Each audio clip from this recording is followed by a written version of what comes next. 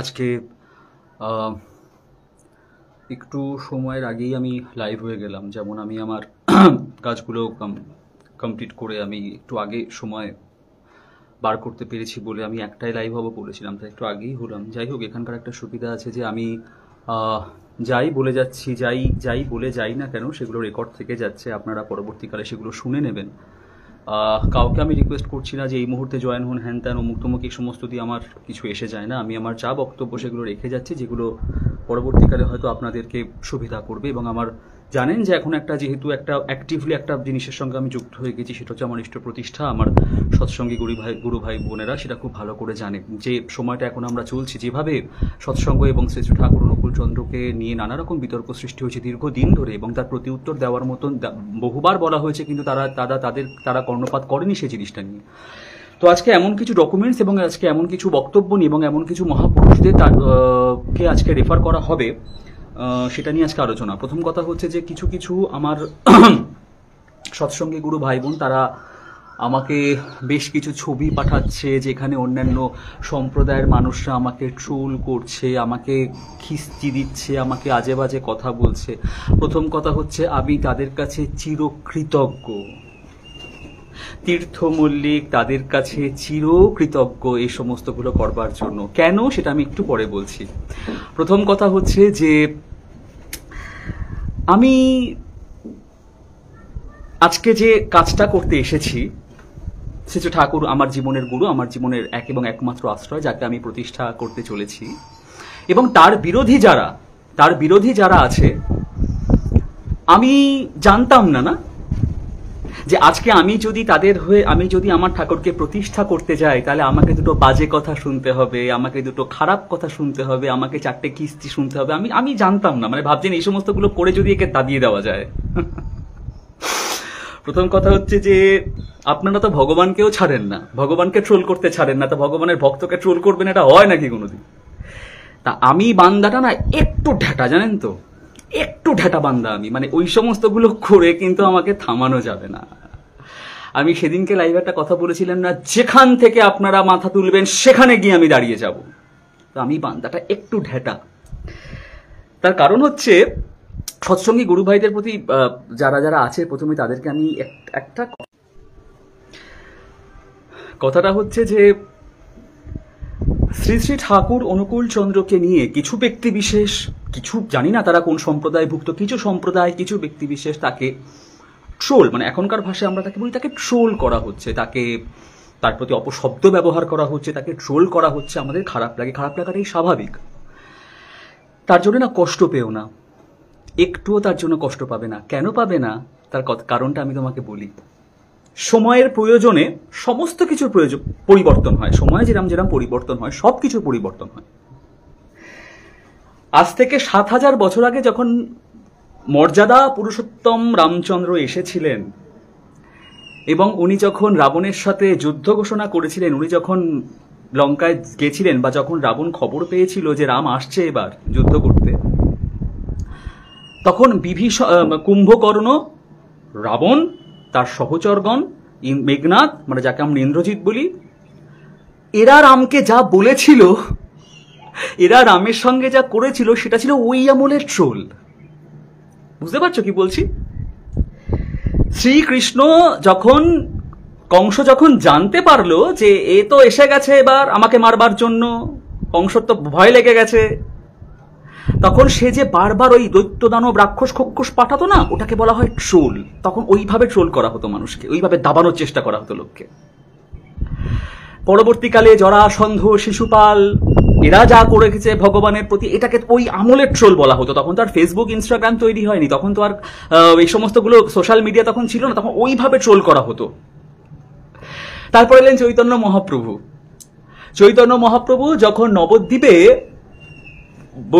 বৈষ্ণব সম্প্রদায়কে তোলার জন্য যখন উন্মুখ হয়ে আছেন, যখন কত রকম ভাবে চেষ্টা করছেন বৈষ্ণব সম্প্রদায়কে তোলার জন্য, তখন জগাই, মাধাই, চাঁদকাজি এবং তখন নবদ্বীপের শাক্ত সম্প্রদায়, ব্রাহ্মণ সম্প্রদায় তাকে যা যা বলেছিল সেটাকে বলা হতো ট্রোল করা। ওই আমলের মতো করে তারা ট্রোল করেছিল।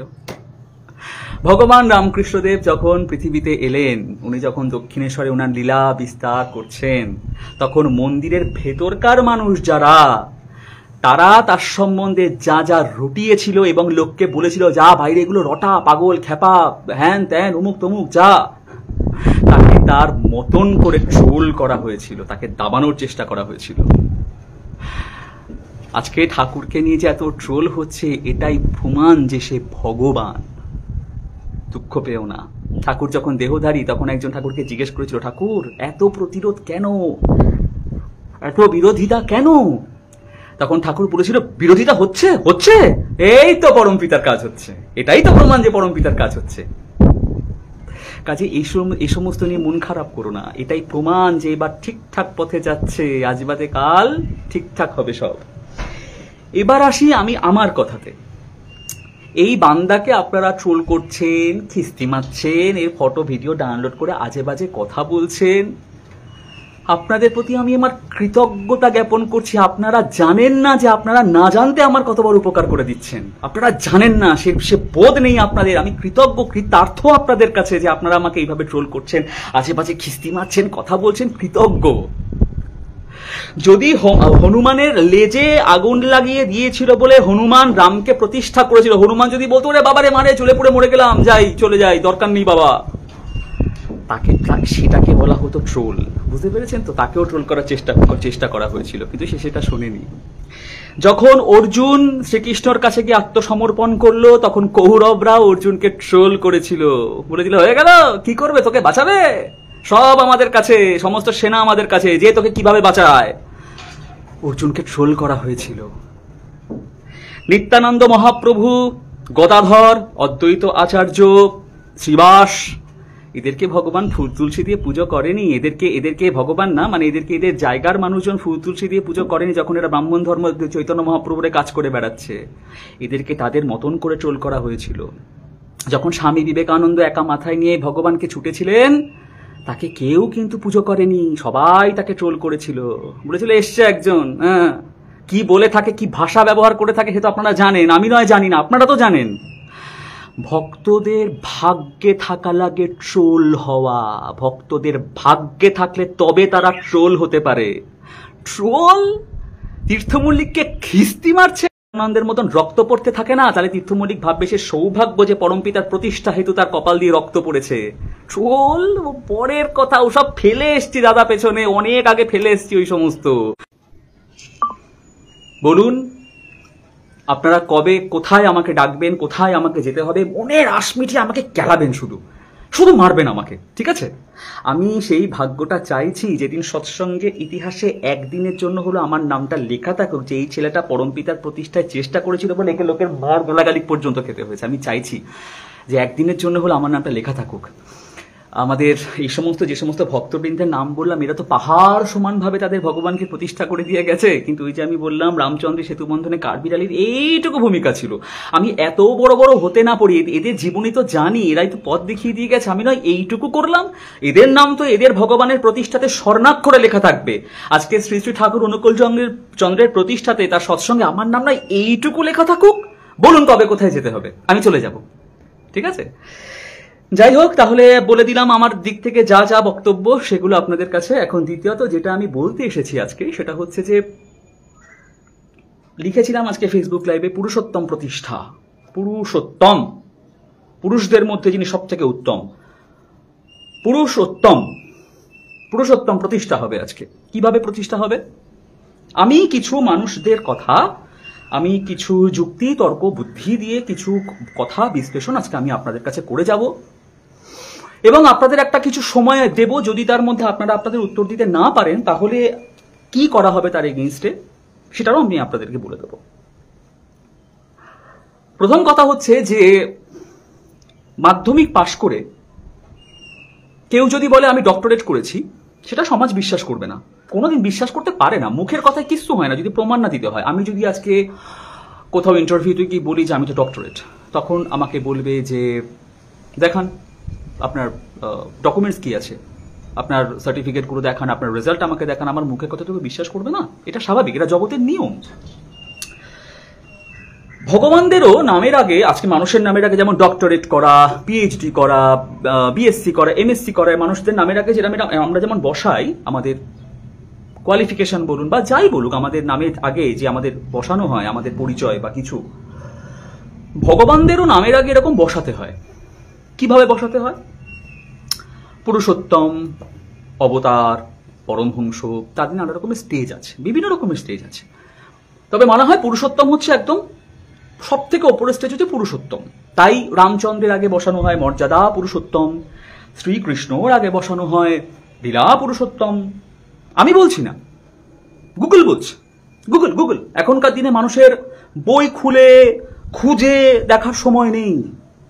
কালকে বৃষ্টি হবে কিনা গুগল বলে দেবে, আজকে সূর্য উদয় সূর্যাস্ত কটার সময় হয়েছে গুগল বলে দেবে, গঙ্গায় জোয়ার ভাটা কটায় আসছে কটায় যাচ্ছে গুগল বলে দেবে, ভারতবর্ষের কোন দেশের কোন প্রধানমন্ত্রীর নাম কি গুগল বলে দেবে, পৃথিবীর মধ্যে কোন দেশের কোথায় কত সংখ্যক মানুষ বাস করে সেটা গুগল বলে দেবে। সমস্ত কিছু এখন গুগল বলে দেয়, সব কিছু এখন গুগলের আওতায় পড়ে।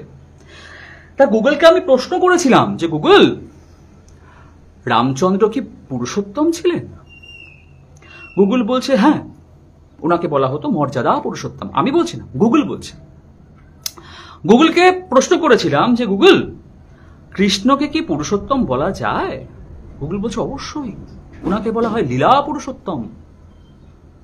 আমি গুগলকে প্রশ্ন করেছিলাম যে আচ্ছা গুগল, চৈতন্য মহাপ্রভুকে কি পুরুষোত্তম বলা যায়?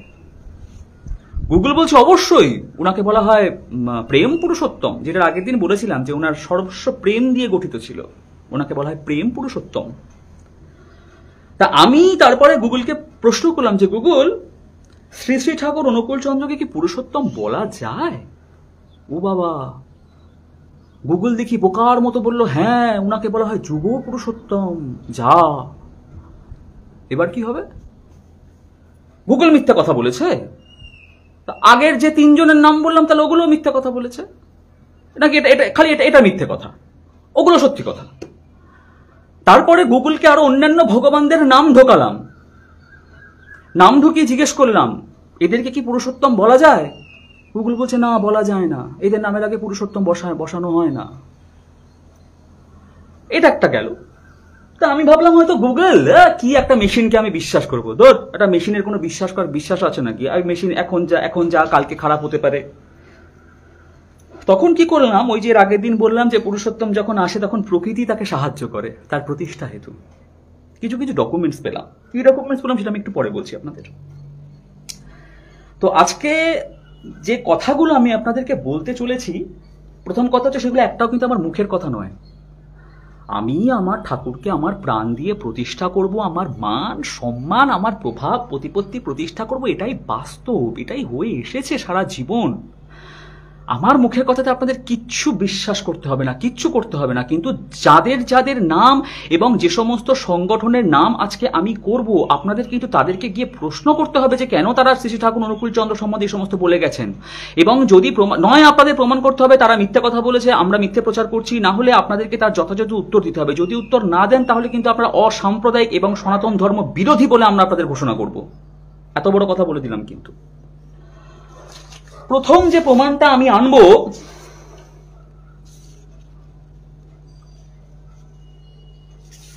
কালকে একটা ছবি আমি শেয়ার করেছিলাম।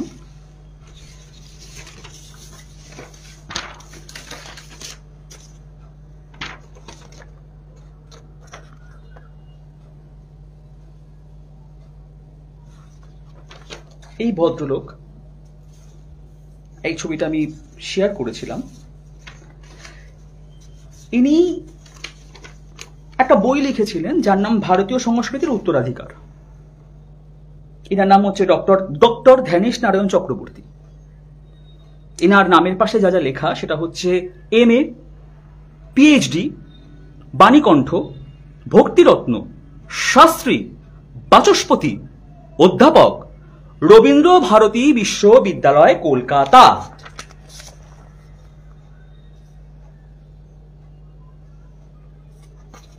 দেখালাম। আচ্ছা, এরপর কি?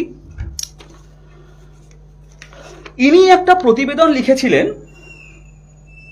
আর্যকৃষ্টির ধারক Purushottam Anukul Chandra, Acharya doctor Dhyanesh Narayan Chakraborty, MA PhD, বাচস্পতি প্রজ্ঞা ভারতী, সভাপতি বিশ্ব হিন্দু পরিষদ পশ্চিমবঙ্গ। বুঝেছেন কাদেরকে এবার আমি টানছি? বুঝে গেছেন এবার জল কত দূর যাচ্ছে? আমি বলছি না, এই যে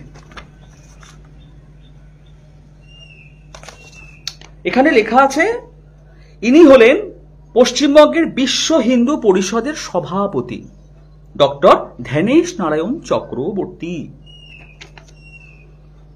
ইনি লিখেছেন, বর্তমানে ইংরেজি শিক্ষিত সমাজে আর্য এবং হিন্দু এই দুইটি শব্দের অর্থের বিকৃতি জাতীয় জীবন বহুবিধ সমস্যার সৃষ্টি করিয়াছে। পুরুষোত্তম শ্রী শ্রী ঠাকুর অনুকূল চন্দ্রের আর্য কৃষ্টির প্রমূর্ত বিগ্রহ রূপে জগৎ কল্যাণে আবির্ভূত হইয়াছিলেন। আমি বলছি না, বিশ্ব হিন্দু পরিষদের সভাপতি এই কথা বলছে, এই কিন্তু আমি লিখিনি। উনি কিন্তু এই সমস্ত কথা বলেছেন এবং আরো যা যা লিখেছেন সে সমস্ত আমি পরে বলছি। ঠাকুরের বিবাহ নিয়ে আপনারা প্রশ্ন তোলেন, দাদা স্ক্রিনে লেখা উল্টো দেখা যায়, সে ভাই আমার কিছু করার নেই, তোমরা স্ক্রিনশট নিয়ে মিরর করে সোজা করে দেখে নিও।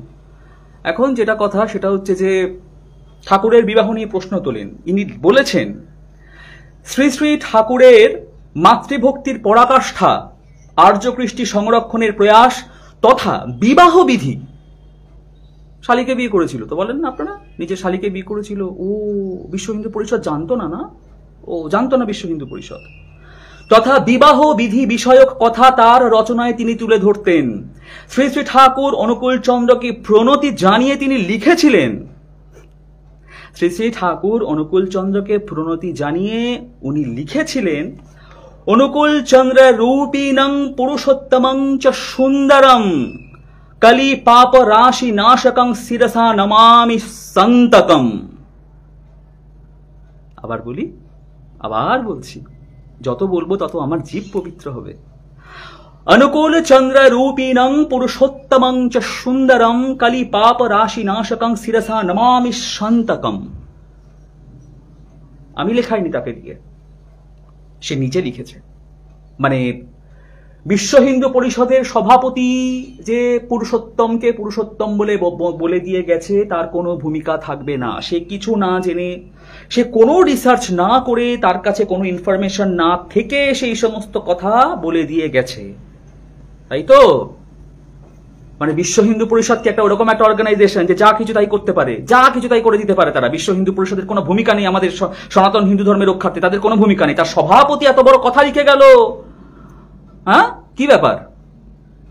প্রথম দিন বলেছিলাম না, হাওয়ায় কিন্তু সৎসঙ্গ চলছে না। আপনারা জানেন না আপনারা কোন জায়গায় হাত দিয়েছেন, আপনারা জানেন না আপনারা কোথায় হাত দিয়েছেন। আমি প্রথম দিন বলেছিলাম না, আপনাদের যেখানে দাঁড়াবেন আমি সেখান থেকে গিয়ে দাঁড়িয়ে যাব। ইনি কিছু না জেনে না শুনে শ্রী শ্রী ঠাকুর অনুকূল চন্দ্রকে পুরুষোত্তম বলে বন্দনা করে দিয়ে গেছেন। পড়লাম, বিশ্বাস নয় বইটা কিনে খুলে দেখে নেবেন। রবীন্দ্র ভারতী বিশ্ববিদ্যালয়ে শ্রী ঠাকুরকে নিয়ে উনি বহুবার সেমিনার করেছেন, বিশাল সেমিনার করা হয়েছে শ্রী ঠাকুর অনুকূল চন্দ্রকে নিয়ে। উনি দীক্ষিত ছিলেন কিনা আমি কিন্তু তাও জানি না যে উনি দীক্ষিত ছিলেন কিনা। তো এখন আমার বক্তব্য, যেহেতু আমি একটা লড়াইতে নেমেছি, যেহেতু আমি একটা আমার ঠাকুরকে প্রতিষ্ঠা করবার জন্য একটা টার্গেট নিয়ে নেমেছি, বিভিন্ন জায়গা থেকে নানা রকম মানুষ তাদের হাত এগিয়ে দিচ্ছেন। বিশ্ব হিন্দু পরিষদ তার হাত এগিয়ে দিয়েছে ঠাকুর প্রতিষ্ঠার ক্ষেত্রে, নানাবিধ জায়গা থেকে। আমি সমস্তভাবে মানুষ আমাকে সাহায্য করছে মঙ্গল কার্যে। এবার আসি দ্বিতীয় প্রশ্নে। দ্বিতীয় যে কথাটা সেটা হচ্ছে যে এরপরে আমি যেটা আপনাদেরকে বলতে যাব সেটা একটু কি প্রতিক্রিয়া ফেলবে আমি জানি না। সৎসঙ্গ বিরোধীদের, সৎসঙ্গীরা তো লাফাবে, সৎসঙ্গীরা জয়ধ্বনি দেবে, সৎসঙ্গীরা উলুধ্বনি দেবে, সৎসঙ্গীরা জয় গুরু বন্দে পুরুষোত্তমম বলবে, কিন্তু বিরোধী যারা তাদের একটুখানি ঠেটা তাদের একটু সমস্যা হতে পারে। কিন্তু ভাই আমি কিন্তু এবার আপনাদের কাছে প্রমাণ চাইছি, প্রমাণ এবার আপনাদেরকে দিতে হবে। কিভাবে দেবেন আমি কিন্তু জানি না। এনার নাম জানেন?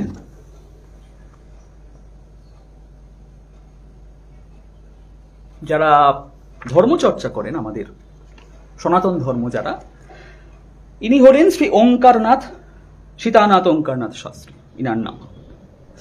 যাকে দেখালাম ভারতবর্ষের সনাতন ধর্মের প্রতিষ্ঠা এবং সেইখানে এগিয়ে যাওয়াতে এনার বিশাল ভূমিকা ছিল। আপনারা সেটা খুব ভালো করে জানেন। ওঙ্কারনাথ শাস্ত্রীর অবদান, সীতারাম ওঙ্কারনাথ শাস্ত্রী। তো আপনাদের মতন অপগণ্ড যারা, আপনাদের মতন অপদার্থ যারা, ওই আমলেও ছিল। সমস্ত শব্দগুলো, ভাষাগুলো ব্যবহার করছি, কিছু মনে করবেন না। কতখানি অপগণ্ড আর অপদার্থ সেটা তো আপনারা নিজেরাও জানেন, কিন্তু এই একটা কথা আছে না, ভাঙবো তবু মোচকাবো না, আপনাদের হচ্ছে সেই সমস্যা। জানেন শ্রী ঠাকুর অনুকূল চন্দ্র ভগবান, জানেন আর কোনোভাবে কিছু প্রমাণ করতে পারবেন না, তাও লাফিয়ে যাচ্ছেন, আর ওই এক জিনিস নিয়ে লাফিয়ে যাচ্ছেন। আপনারা নিজেরাও জানেন। আপনাদেরকে ক্ষমা করে দিলাম, আপনাদের টেনে কি হবে। যাই হোক, তো আপনাদের মতন অপগণ্ড আর অপদার্থ ওই আমলেও ছিল।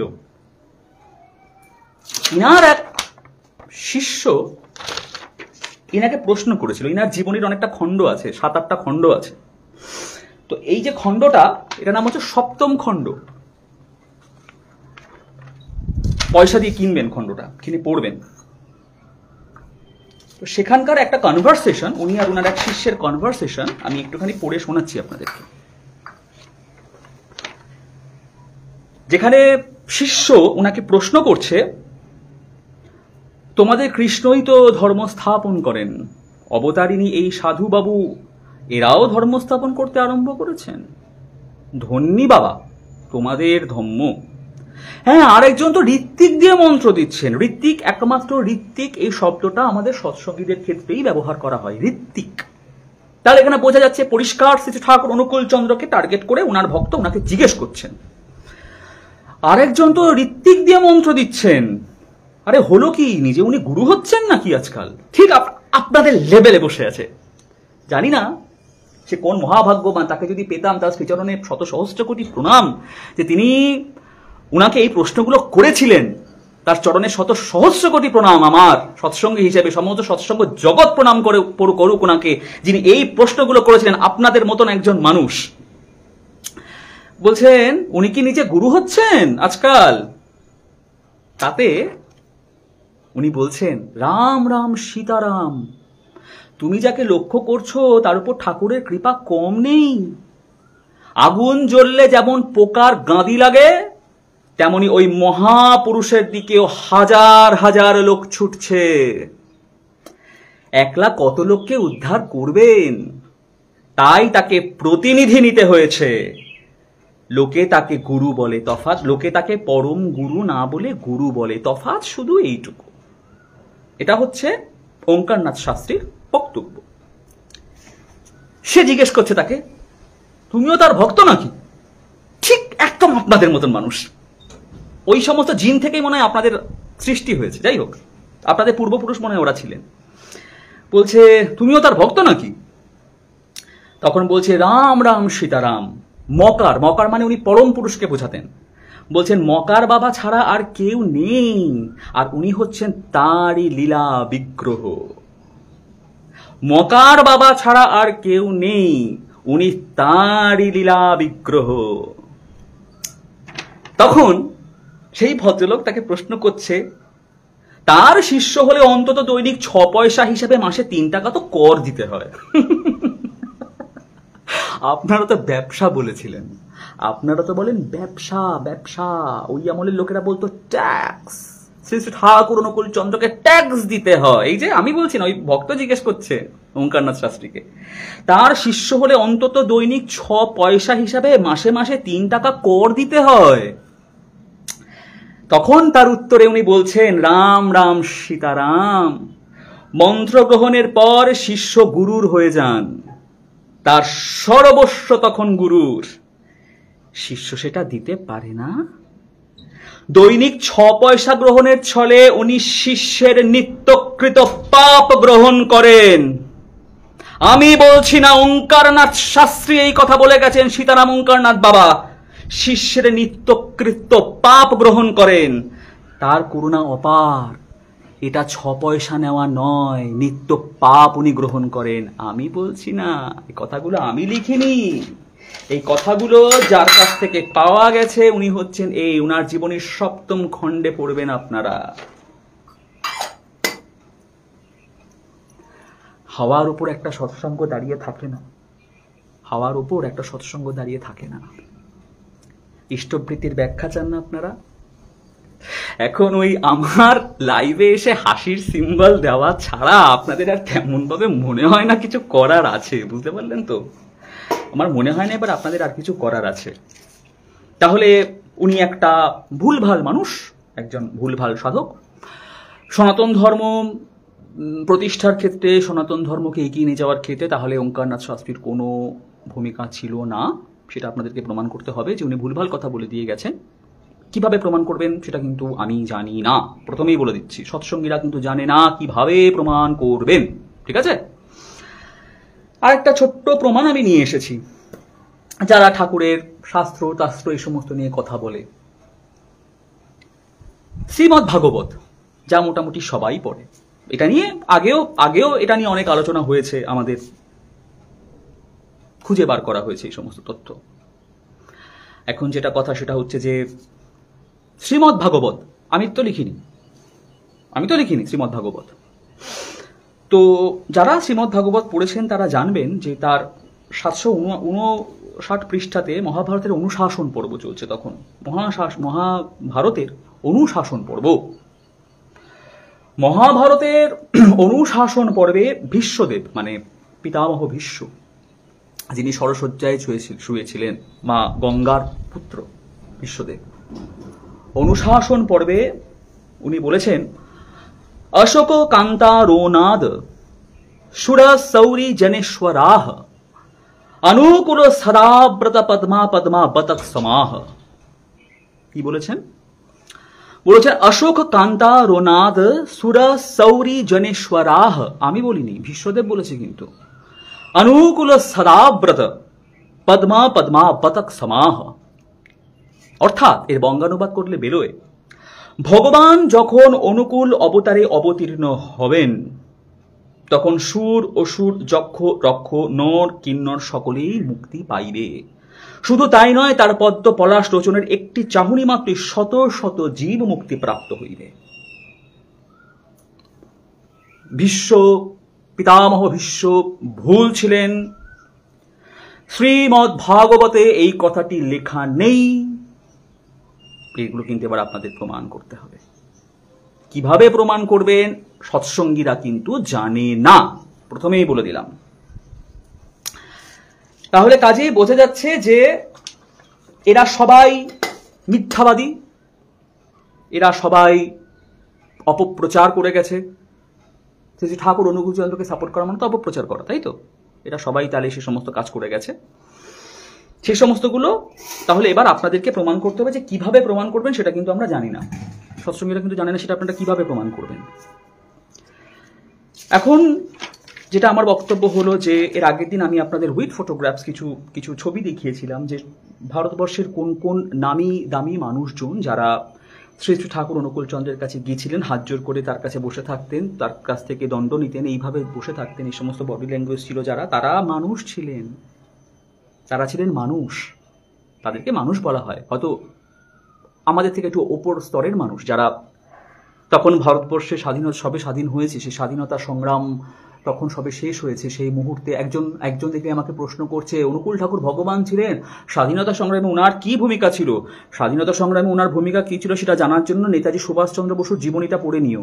স্বাধীনতা সংগ্রামে ওনার কি ভূমিকা ছিল সেটা জানার জন্য দেশবন্ধু চিত্তরঞ্জন দাসের জীবনীটা পড়ে নিও, বুঝেছো? তাহলে আর এই ধরনের বোকার মতন প্রশ্ন কোনোদিন আর আমাকে করবে না। আমাকে কেন, কাউকে কোনোদিন করো না। যাই হোক, তো এরা নয় সমাজ সংস্কারক ছিলেন, এরা নয় ভগবত সত্তা ছিলেন না। আমি বলছি না, আমি গুগলে সার্চ করেছিলাম যে শ্রী ঠাকুর অনুকূল চন্দ্রের কাছে আর কোন কোন ভগবত সত্তা গেছিলেন। আদৌ কি কোনো ভগবত সত্তা গেছিলেন শ্রী ঠাকুর অনুকূল চন্দ্রের কাছে?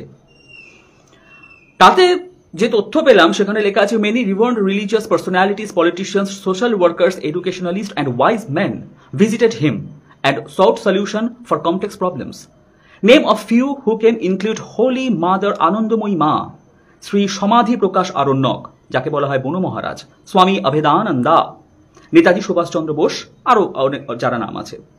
তাহলে আনন্দময়ী মা, স্বামী অবেদানন্দ, বন মহারাজ, এরা শ্রী ঠাকুর অনুকূল চন্দ্রের কাছে যেতেন। আমি বলছি না, গুগল বলছে, ইতিহাস বলছে, এবার আপনাদেরকে খুঁজে বার করতে হবে যে আমি মিথ্যে কথা বলছি। তা আমার বক্তব্য, ইনারা কি করতে যেতেন? ওরা নয় যেত ঠাকুরের কাছে, জানি না কি করতে, আপনার তো তার কোনো ব্যাখ্যা যুক্তি কিছুই দিতে পারলেন না, কোনোটাই আপনাদের দ্বারা হলো না। যে ওই বড় বড় লেভেলের মানুষজন যাদের নামের আগে তিনি বলছিলাম নেতা নেত্রী মন্ত্র মহোদয়গণ, এরা শ্রী ঠাকুর অনুকূল চন্দ্রের কাছে গিয়ে বসে থাকতেন হাত জোর করে। ইনারা কেন যেতেন? ইনারা তো নিজেরা একটা ভগবত সত্তা। এমনও না যে ঠাকুর সব জায়গায় দৌড়ে বেড়াতো, ঠাকুর তো কোথাও কোনোদিন যায়নি। তাহলে ইনাদের ভগবত সত্তা হয়েও, দৈব সত্তা হয়েও, ইনাদের শ্রী ঠাকুর অনুকূল চন্দ্রের কাছে যাওয়ার কি প্রয়োজন পড়েছিল? কেন গিয়েছিলেন? কেন গিয়েছিলেন সেটা বলছি। আমি বললাম না, সেদিনকে বলেছিলাম না, প্রশ্ন আমি করবো, উত্তর আপনি দেবো। কারণ আপনারা এতটাই অপদার্থ যে আপনারা এর কোনো উত্তর দিতে পারবেন না। আপনারা আটকে থাকবেন কেন শালীকে বিয়ে করেছিল, কেন গড়গড়া খেত, মানে আপনাদের বোধ বুদ্ধি ওইখানেই আটকে আছে। আপনারা জন্মেছেনই এই সমস্তগুলো করবার জন্য, এই জন্য আপনাদের দ্বারা এই সমস্ত প্রশ্নের প্রশ্ন মাথায় আসবে না, উত্তরও মাথায় আসবে না। আমি শুনেছি রামচন্দ্রকে হনুমান নিজের বুক চিরে দেখিয়েছিলেন। ইহা পৃথিবীর অন্যতম সত্য। উনি নিজের বুক চিরে রাজা রামচন্দ্রকে দেখিয়েছিলেন। রামচন্দ্র ওনার লীলা সম্বরণ করে সূর্য নদীতে উনি লীলা সম্বরণ করলেন, উনি ওনার ধামে চলে গেলেন। কিন্তু হনুমানকে বলা হয় উনি অষ্ট চিরঞ্জীবীর এক চিরঞ্জীবী। উনি এখনো আছেন পৃথিবীতে, সূক্ষ্ম রূপে হোক স্থূল রূপে হোক আমি সেটা জানি না, আমি অত জ্ঞানী মানুষ নই। উনি হনুমান যখন শুনেছেন যে আবার আরেক পুরুষোত্তম এসেছেন যিনি হলেন শ্রীকৃষ্ণ, উনি তার কাছে গেছেন। উনি যাওয়াতে শ্রীকৃষ্ণ সাদর সম্ভাষণ করেছে। ভক্তবীর, তুমি এসেছো, তুমি আমার কাছে এসেছো ভক্তবীর, আসো বসো, আসন গ্রহণ করো। তার যা যা কথোপকথন করেছেন। হনুমান চুপ করে বসে আছেন। কিছুক্ষণ পর শ্রীকৃষ্ণ জিজ্ঞেস করছেন, কি হলো, চুপ কেন? আমাকে ভাল লাগছে না? তখন হনুমান বলছেন, আমি জানি আপনি সেই, আমি জানি আপনি নবরূপে এসেছেন, আমি সব বুঝতে পারছি, কিন্তু আমার ভেতরে তো সে বসানো। এটাই তো হওয়া উচিত, এটাই তো হওয়া উচিত। স্বামী অবেদানন্দ শ্রী ঠাকুরকে গিয়ে বলেছিলেন, ঠাকুর আমাদের আশীর্বাদ করুন, আমরা যার আরাধনা করি আমরা যেন তাকে পাই। ঠাকুর বলেছিলেন, অবশ্যই পাবেন। আমি একটা আলোচনা প্রসঙ্গে পড়েছিলাম, বলেছিল অবশ্যই পাবেন। হতে পারেন না, দেখেন না শিক্ষা দীক্ষা কোথায় হলে তবে একটা সংগঠন সারা পৃথিবীতে একটা বেলুর মঠের মতন জিনিস করে দিয়ে যেতে পারে? দেখেন না, বোঝেন না শিক্ষিত সম্প্রদায় কাকে বলে? দেখুন, বলেছিলেন না মাছ কেন খায়? সারা পৃথিবীতে রাজত্ব করছে, দেখুন ওরকম ভক্তবীর ভক্তপ্রবর পাওয়া যায় না। যায়নি শ্রী ঠাকুর অনুকূল চন্দ্রের কাছে? না বসেছিল, ও না যাবো না আমাদের ইয়ে ক্ষুণ্ণ হয়ে যাবে। আনন্দময়ী মা যায়নি? নাকি আমি মিথ্যে কথা বলছি, ইতিহাস মিথ্যে কথা বলছে, কোনটা? হনুমান যখন কুরুক্ষেত্র যুদ্ধ হচ্ছে, হনুমান তখন আবার এলেন, বলেন আমি আপনাকে সাহায্য করব প্রভু। উনার বুকে রামচন্দ্র, উনার বুকে কিন্তু রামচন্দ্র, কিন্তু তখন যিনি পুরুষোত্তম ছিলেন, লীলা পুরুষোত্তম, তাকে প্রতিষ্ঠা করবার জন্য উনি কি করলেন? বললেন আমি অ্যাক্টিভলি থাকবো না, প্রত্যক্ষভাবে থাকতে পারবো না, আমি অর্জুনের রথের ধ্বজায় অবস্থান করব। বলতে পারতেন তো, না না কে আপনি, আমি রাম আমার সব, রাম আমার সব কিছু। এই হনুমানের পুজো করেন, হনুমান সম্বন্ধে কথা বলেন, জানেন এই সমস্তগুলো। উনি তো বলতে পারতেন, না না দৌড়, আমার কোনো প্রয়োজন নেই। উনি নিজে এগিয়ে এসে বললেন, প্রভু আমি থাকবো, অর্জুনের রথের ধ্বজায় আমি অবস্থান করব। সাক্ষাৎ উনি অবস্থান করেছিলেন অর্জুনের ধ্বজায়, সাহায্য করেছিলেন। মর্যাদা পুরুষোত্তমের সেবক হয়েও লীলা পুরুষোত্তমকে সাহায্য করেছিলেন। তার জন্য তাকে কি বুক চিরে কৃষ্ণকে বসাতে হয়েছিল? দেখাতে হয়েছিল যে এই যে প্রুফ, এখন আর রাম নেই, এখন কৃষ্ণ আছে আমার? সাহায্যের হাত বাড়িয়ে দেয়নি হনুমান? স্বামী অবেদানন্দ চলে গেছিলেন দেওঘরে, তার জন্য কি হয়েছে? ওনাকে সৎসঙ্গী হতে হয়েছে? না রামকৃষ্ণ মিশনের ইতিহাস থেকে ওনার নাম মুছে দেওয়া হয়েছে? কোনটা? গিয়ে কি বলেছিলেন? ঠাকুর আশীর্বাদ করুন যেন আমরা যারা আরাধনা করি তাকে যেন পাই। ঠাকুর বলছিলেন অবশ্যই পাবেন, আমি পরম পিতার কাছে প্রার্থনা করি আপনারা তাকে পান, তাকে পেলে জীবন ধন্য হয়ে যায়, আপনারা পান। শিক্ষা একেই বলা হয়, বুঝেছেন? আপনাদের কাজই হচ্ছে সকালে ঘুমের থেকে উঠে খাতা নিয়ে বসা, কে মাছ খেয়ে গেছে, কে মাছ খাওয়াকে সাপোর্ট করে গেছে, কে তার শালিকে বিয়ে করেছে, কে গড়গড়া খেয়েছে, কার বংশ কি করছে, আপনারা এই করবেন। ওই জন্য না কিচ্ছু হয়নি আপনাদের দ্বারা, হবেও না। রামকে ভালোবেসে ভারতবর্ষের অযোধ্যাতে একটা ওই রকম ইতিহাস তৈরি হয়ে গেল কিছুদিন আগে, তার প্রতিষ্ঠা হলো। পরমহংসকে ভালোবেসে বিবেকানন্দ, স্বামী বিবেকানন্দ একটা ইতিহাস তৈরি করে দিয়ে গেছে, জানেন? শ্রী শ্রী ঠাকুর অনুকূল চন্দ্রকে ভালোবেসে সৎসঙ্গীরা তাকে হাজার হাজার শ্রীমন্দির করে দিয়েছে, দেখেছেন? আপনাদের নাকের সামনে দিয়ে আন্তর্জাতিক সংস্থান একটা 300 কোটি টাকার মন্দির তৈরি করে দিয়ে এলো তার ভগবানকে। বাইরে থেকে মানুষ এসে তার জন্য করে দিয়ে গেল, ইতিহাস একটা তৈরি হচ্ছে সেখানে। সে যেভাবে হোক যাই হোক করছে তো। আপনারা কি করেছেন? 100 বছর ধরে তো আছেন ওখানে। আপনাদের ভগবানদের জন্য আপনাদের কন্ট্রিবিউশন কি করেছেন? এগুলো করা কি আমাদের অপরাধ? বেলুড় মঠ স্থাপন করা কি স্বামী বিবেকানন্দর অপরাধ? রাম মন্দির স্থাপন করা কি অপরাধ? অনুকূল ঠাকুরের হাজার হাজার কেন্দ্র মন্দির হয়েছে, তার ভক্তরা করতে, সেটা অপরাধ? যেহেতু নিজেরা কিচ্ছু করতে পারছেন না, ওই জন্য সবারটা অপরাধ হয়ে গেল এখন, তাই না? সবাই অপরাধী। তাদের গুরুকে ভালোবেসে, গুরু মাকে ভালোবেসে সবাই অপরাধী। একমাত্র আপনারাই সব থেকে বেশি ভালোবাসেন। এই সমস্ত দিয়ে আর কদিন চলবে আমাকে বলুন তো? কদিন? আপনারা নিজেরাও ভালো করে জানেন শ্রী শ্রী ঠাকুর অনুকূল চন্দ্র ভগবান উনি ছিলেন যুগ পুরুষোত্তম, নালে তার এত প্রমাণ আদি তৈরি হতো না। তৈরি হয়েছে শুধুমাত্র আপনাদেরকে দেখানোর জন্য, কারণ সৎসঙ্গীদের মনে কোনো প্রশ্ন নেই তাদের ঠাকুরকে নিয়ে। আপনাদের তিরিং বিরিং করে লাফন সব থেকে বেশি। 1 লক্ষ লোকের মাঝে 10 জন তিরিং বিরিং করে সবসময় লাফাতে থাকেন আপনারা। ওই জন্য আপনাদেরকে প্রমাণ দেওয়ার জন্য এই সমস্তগুলোকে খুঁজে খুঁজে বার করতে হচ্ছে। অশাস্ত্রীয় যে সমস্ত কথাবার্তাগুলো বলেন সমস্ত কিছুর। আজকে আমি যদি আমার শিক্ষা দীক্ষা থেকে সরে এসে আপনাদেরকে ঠিক আপনারা যে ধরনের প্রশ্নগুলো করেন, অশাস্ত্রীয়, মানে যার কোনো যুক্তি নেই, অযৌক্তিক প্রশ্ন যেগুলো করেন ঠাকুরকে নিয়ে, আমি যদি একবার প্রশ্ন করতে শুরু করে দিই, চৈতন্য মহাপ্রভু ছিলেন তো নবকলেবর, শ্রীকৃষ্ণের নবকলেবর, পুরীতে ওনার অ্যাকসেপ্টেন্স নেই কেন? উনি তো সার্বভৌমকে সরভুজ মূর্তি দেখিয়েছিলেন। পুরী মন্দিরে যখন উনি গেলেন, উনি তো ছিলেন শ্রীকৃষ্ণের নবকলেবর, তখন জগন্নাথকে সরিয়ে উনাকে বেদিতে বসানো হয়নি কেন? এই সমস্ত অবান্তর প্রশ্ন এখন আমি যদি করি, ভাল লাগছে শুনতে এই অবান্তর প্রশ্নগুলো? নাকি ভেবেছেন যে এই সমস্ত প্রশ্নগুলো আপনাদের কোনোদিন আসতে পারে না? কোনটা? বংশ নিয়ে প্রশ্ন তোলেন। অনুকূল ঠাকুরের বংশের, অনুকূল ঠাকুরের ধর্মের মধ্যে সন্ন্যাস ধর্ম নেই। আমরা কেউ গেরুয়া পড়ি না, আমরা কেউ মাথা মুন্ডন করি না, আমরা কেউ প্রতিজ্ঞা করি না যে জাগতিক সমস্ত সুখ সুবিধা, সাংসারিক যা সমস্ত সুখ সুবিধা থেকে আমরা নিজেদেরকে সরিয়ে রাখবো। কেউ বলে না আমরা তো সংসারই করব, আমরা বিয়ে করে স্ত্রী নিয়ে পুত্র নিয়ে সংসার করে যাবো। ঠাকুর আমাদের যে পথ দেখেছেন আমরা সেই পথে হাঁটবো।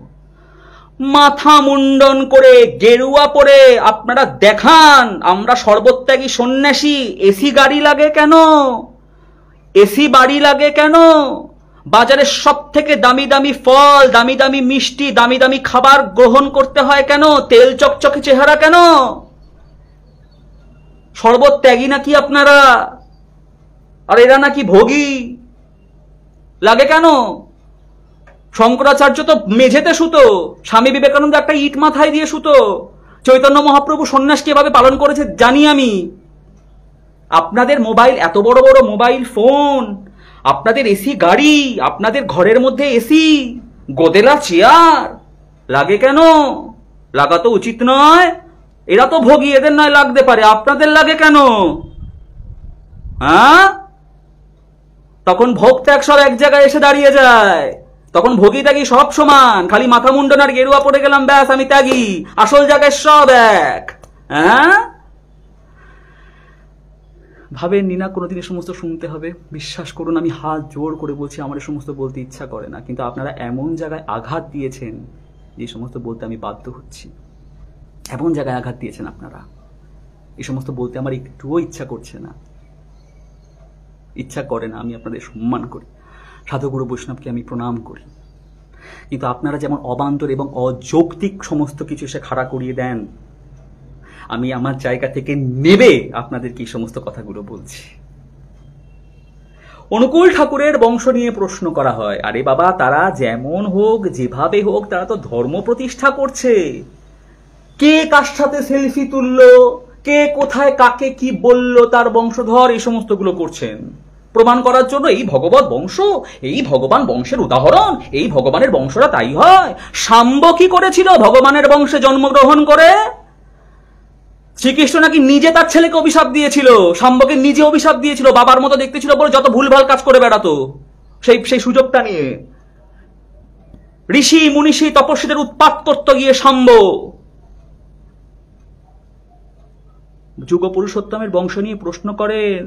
লীলা পুরুষোত্তমের বংশ নিয়ে এবার প্রশ্ন করছি, ভালো লাগছে না মিথ্যে কথা বলছি, কোনটা? হ্যাঁ, বজ্রনাভ ছাড়া শ্রীকৃষ্ণ যদুবংশ ধ্বংস করেছিল, একমাত্র বজ্রনাভকে বলে গেছিল আমার প্রচার করবে। বজ্রনাভ ছাড়া সবাইকে ধ্বংস করে দিয়েছিল শ্রীকৃষ্ণ। বজ্রনাভকে বলেছিল আমার প্রচার করে বেড়াবে, তোমার কাজ হচ্ছে শুধুমাত্র আমার প্রচার করা। শ্রী শ্রী ঠাকুর অনুকূল চন্দ্র যেটাকে বলে গেছে যাজন। ও, শ্রীকৃষ্ণ ওনার দেহলীলা সম্বরণ করবার আগে যদি বজ্রনাভকে বলে যায় আমার প্রচার করো, ধর্ম সংস্থাপনের সাহায্য করো, সেটাতে দোষ হয় না। উনি ছিলেন লীলা পুরুষোত্তম। আর যুগ পুরুষোত্তম, যাকে বিশ্ব হিন্দু পরিষদ পুরুষোত্তম বলে বন্দনা করেছে, যাকে ভীষ্মদেব যার জন্মের আগে বলে গেছে যে পুরুষোত্তম অনুকূল রূপে জন্মগ্রহণ করবে, হ্যাঁ, গুগল নয় সেই দিন আবিষ্কার হয়েছে। এরা কবে আবিষ্কার হয়েছিল? হ্যাঁ, সীতানাম ওঙ্কারনাথ শাস্ত্রী বলে গেছেন যে উনি হচ্ছেন মকার পুরুষের সাক্ষাৎ লীলা বিগ্রহ। উনি যদি উনার প্রতিষ্ঠা করবার জন্য উনার বংশধরদেরকে রেখে যান আর বলে যান তোমাদের কাজ হচ্ছে সৎসঙ্গকে প্রতিষ্ঠা করা, সেটা অপরাধ। শ্রীকৃষ্ণর বজ্রনাভকে বলা অপরাধ হয়নি, লীলা পুরুষোত্তমের। যুগ পুরুষোত্তমের তার ছেলেকে বলে যাওয়াটা অপরাধ হয়ে গেছে না? তাহলে প্রমাণ করুন যে এরা মিথ্যাবাদী, উনি পুরুষোত্তম ছিলেনই না। প্রমাণ করতে হবে সেটা। আপনি কোথা থেকে আপনারা আনন্দময়ীমাকে আনবেন, কোথা থেকে স্বামী অভেদানন্দকে আনবেন, কোথা থেকে ওঙ্কারনাথ শাস্ত্রীকে আনবেন, কোথা থেকে আপনারা পিতামহ ভীষ্মকে আনবেন, কোথা থেকে আপনারা গুগলের অ্যান্সার আনবেন, আমরা সেটা কিন্তু জানি না। বিশ্ব হিন্দু পরিষদ কেন শ্রী ঠাকুরের অনুকূল চন্দ্রের বন্দনাটাকে পুরুষোত্তম শব্দ ব্যবহার করেছেন আমরা জানি না। কিন্তু আপনারা যদি এর উত্তর দিতে না পারেন সঠিক, যৌক্তিক এবং উইথ ডকুমেন্ট, যা আমি সবসময় করে থাকি, কারণ আপনাদের মতন অবান্তর প্রশ্নধারীরা বলবেন আমি মিথ্যে কথা বলছি, যা আপনাদেরকে উইথ ডকুমেন্ট আমি দেখাচ্ছি, উইথ ডকুমেন্ট যদি প্রমাণ করতে না পারেন যে আমি মিথ্যা কথা বলছি, উইথ ডকুমেন্ট যদি আপনারা প্রমাণ করতে না পারেন যে আমি সমস্ত এরা ভুলভাল বলে গেছে, তাহলে কিন্তু আপনাদেরকে সম্প্রদায় বিরোধী এবং সনাতন ধর্ম বিরোধী বলে এবার আমরা ঘোষণা করব। কি করবেন এবার আপনারা বুঝে নিন, কি করবেন এবার আপনারা বুঝে নিন। কিন্তু আজ ঘুমের থেকে উঠে ওই গুরু মাছ খায় কেন? আজ ঘুমের থেকে উঠে এ গুরু দুটো বউ নিয়ে গড়গড়া টানে কেন? এগুলোর উত্তর দিতে না পারলে ঘুমের থেকে উঠে আপনাদের কাজ কি? আপনাদের কাজ হচ্ছে এবার সনাতন ধর্ম বিরোধী কাজ, হিন্দু সম্প্রদায় বিরোধী কাজের জন্য আপনারা এই সমস্ত কথাগুলো, এই সমস্ত কাজগুলো করে যাচ্ছেন। এবার কিন্তু আমরা সেইটা প্রচার করতে শুরু করে দেবো। কাজে প্রত্যেকটা সৎসঙ্গীকে বলছি, যারা ঠাকুর সম্বন্ধে প্রশ্নগুলো করে তারা যদি এইগুলোর যথাযথ উত্তর দিতে না পারে, সবাই তাদেরকে কিন্তু অসাম্প্রদায়িক এবং সনাতন ধর্ম বিরোধী বলে তাদেরকে ঘোষণা করতে হবে। সে যে সংগঠন থেকে হোক, সে যে ব্যক্তি বিশেষ হোক, সে যেই হোক না কেন। কি করবেন এবার আপনারা বুঝে নিন। কোথা থেকে পিতামহ বিশ্বকে আনবেন আর কোথা থেকে সীতারাম ওঙ্কারনাথ বাবাকে নিয়ে আসবেন সেটা আপনারা বুঝে নিন। কিন্তু এদেরকে উইথ ডকুমেন্টস আপনাদের দেখাতে হবে যে এরা মিথ্যা কথা বলে গেছে বা আমরা মিথ্যা কথা বলছি, বা এরা এদের ভুল স্বীকার করে গেছে যে তখন আসলে বাবা বুঝতে পারিনি, জানো তো যেরকম ঘটনা ঘটবে, ভুল করে বলে ফেলেছি, এখন বুঝি না না উনি কিছু ছিলেন না। দেখাতে হবে সৎসঙ্গীদের। না দেখাতে পারলে কিন্তু সমস্যা, তখন কিন্তু আপনাদের আমরা অসাম্প্রদায়িক বলে ঘোষণা করবো। তখন কিন্তু বলবো যে আপনারা সনাতন হিন্দু ধর্ম বিরোধী কাজ করে যাচ্ছেন। সনাতন হিন্দু ধর্ম খুব ক্রাইসিসের মধ্যে আছে, বিশ্বাস করুন। এতক্ষণ ধরে যা প্রমাণ আদি তথ্যাদি যা দিলাম সমস্ত কিছু অ্যাপার্ট ফ্রম দ্যাট, আমি কিন্তু আবার বলছি সনাতন ধর্ম কিন্তু খুব খুব ক্রাইসিসের মধ্যে আছে। যখন তখন যা তা কিছু ঘটে যেতে পারে। এর আগেও বিভিন্ন বিভিন্ন রকমের আঘাত সনাতন হিন্দু ধর্মে বারবার এসেছে। কারা আঘাত এনেছে, কারা কি করেছে সেটা কিন্তু আপনারা সবাই খুব ভালো করে জানেন। আজও আমি বলছি না যে সনাতন ধর্ম আউট অফ ডেঞ্জার। আপনারা সবাই কিন্তু নিজের বুকে হাত দিয়ে প্রশ্ন করুন, সবাই কিন্তু জানেন আপনারা যে কি কাজ করছেন, কি বিভ্রান্তিমূলক কাজ করছেন আপনারা নিজেরাও জানেন না। আমার তীক্ষ্ণ ছোট্ট বুদ্ধিতে, এই ক্ষুদ্র বুদ্ধিতে যতটুকু বুঝি আমি সেইটুকু আপনাদের বলছি। সনাতন হিন্দু ধর্মের মাথাতে না একটা খাড়া ঝুলছে, জানেন তো? এই খাড়া বারবার এর আগে ঝুলেছে, বারবার এর আগে এই খাড়া কিন্তু ঝুলেছে, বারবার এই খাড়া সনাতন হিন্দু ধর্মের মাথায় কিন্তু ঝুলেছিল, এবং বারবার খাড়া রাখা সনাতন হিন্দু ধর্মকে কিন্তু পেতে হয়েছে। এখন ঘুমের থেকে উঠে ওই সংগঠন এই করে কেন, সেই সংগঠন এই করে কেন, এইগুলো করবার সময় না, এখন এক ছাতার তলে সবাই এসে দাঁড়ানোর সময়। কোনটা আমাকে একটু বলুন তো, কোনটা? আপনারা সবাই এটা খুব ভালো করে জানেন যে সৎসঙ্গর সংখ্যা গরিষ্ঠতা অনেক অনেক বেশি, অনেক বেশি সৎসঙ্গের সংখ্যা গরিষ্ঠতা। জানি না ওই সংখ্যা গরিষ্ঠতা আপনারা কবে পৌঁছতে পারবেন। এখন এসে সৎসঙ্গীদের হাত ধরা, সৎসঙ্গের পাশে দাঁড়ানো, সেটা কি বুদ্ধিমানের কাজ হবে, না সেটা বোকার মতন কাজ হবে? কিসের কাজ হবে শুনি তো একটু। ভগবান এই পৃথিবীতে বারবার ছুটে আসে। আজকে আমি একটা প্রশ্ন করি, জিসাস ক্রাইস্টকে তো আর আসতে হলো না, তাহলে তো ডিসিপ্লিনড, তারা ডিসিপ্লিনড, ওই জন্য জিসাস ক্রাইস্টকে বারবার তাদেরকে পোক করতে আসা হয় না, আসতে হয় না জিসাস ক্রাইস্টকে। রসুলকে তো আর আসতে হলো না, আর এসেছিলেন রসুল, একবার এসেছেন। ইউনিটি দেখেছেন কাকে বলে? ওই একবার এসে উনি যা করে দিয়ে গেছেন, তারা সভ্য ভদ্র বালকের মতন সেগুলোকে পালন করে চলেছেন। আমাদের হিন্দু ধর্মে ভগবানকে বারবার কেন আসতে হয় বলুন তো? কারণ আমরা বড্ড বেয়ারা, আমরা বড্ড বেয়ারা, আমরা বড্ড আমাদের প্রবলেম, ওই জন্য বারবার ভগবানকে ছুটে আসতে হয়। আর বারবার ভগবান ছুটে এসে ওই নিজের মধ্যে একবার কালীকে দেখান, কৃষ্ণকে দেখান, শিবকে দেখান, একে দেখান, তাকে দেখান, শুধুমাত্র ওই মেসেজটুকু দেওয়ার জন্য যে আরে বাবা যে সত্তা আসে সেই সব আয় আয়, আমরা সবাই এক জায়গাতে দাঁড়াই, এক আমরা হিন্দু ধর্মকে, সনাতন ধর্মকে বাঁচানোর চেষ্টা করি, ওই একটা মেসেজ দেওয়ার জন্য আসেন। তাই কালী আর কৃষ্ণ এক হয়, বিভেদ করে কিছু হবে না। আপনারাও জানেন যে সনাতন ধর্ম কতটা ক্রাইসিসের মধ্যে আছে, যখন তখন যাতা কিছু হয়ে যেতে পারে, আমাদের মাথার উপর এমন এমন ঝুলছে সব। কি হয় এখন এই সমস্তগুলো না করে যদি আমরা একে অপরের হাত ধরে দাঁড়াই, একে অপরের হাত ধরে ধর্মটাকে রক্ষা করার চেষ্টা করি। সৎসঙ্গীদের হাত ধরলে আপনাদের সৎসঙ্গের দীক্ষা গ্রহণ করতে হবে না, সেগুলো করবার জন্য দেশের 100-150 কোটি লোক বসে আছে, আপনাদের কিচ্ছু করতে হবে না। কেন আপনারা এগুলো বোঝেন না যে এই সমস্তগুলো করে আমরা আমাদের নিজেদের দুর্বলতাই তো সবার কাছে প্রকাশ করে দিচ্ছি, যে আমাদের মধ্যে কোনো ইউনিটি নেই, আমরা মারামারি খাওয়া নিজেদের মধ্যে করে যাচ্ছি সব সময়। এ ওকে কালি ছেটাচ্ছে, সে তাকে গালাগালি দিচ্ছে, সে তার কর্ম নিয়ে প্রশ্ন তুলছে, সে তার ইনকাম নিয়ে প্রশ্ন তুলছে, সে তার বংশ নিয়ে প্রশ্ন তুলছে। এইগুলো করতে থাকতে এইগুলোই হবে, মাঝখান থেকে কি হবে, আমরা আমাদের যে দুর্বল জায়গাগুলো সেগুলো আমাদের বিরোধীদের হাতে নিজেরাই তুলে দিচ্ছি, যে আয় আ বেল মুঝে মার। এটা কি বুদ্ধিমানের কাজ হচ্ছে? এটা কোনো বুদ্ধিমানের কাজ হচ্ছে না। তার থেকে বড় কথা, এই সমস্তগুলো না করে যদি আমরা একে অপরের হাত ধরে দাঁড়াই, তাহলে অসুবিধাটা কোথায়, কি এসে যায়? কাউকে কারুর অর্থ দিতে হবে না। সৎসঙ্গের হাত ধরলে আপনাদের ইনকামের 50% সৎসঙ্গকে দিতে হবে না, না সৎসঙ্গ তার ইনকামের 50% আপনাদেরকে দেবে। হাত ধরার অর্থ হচ্ছে যে শুধুমাত্র অপপ্রচার চালাবেন না, কোনো ধর্ম সংগঠন, কোনো সাধুগুরু কাউকে নিয়ে অপপ্রচার চালাবেন না।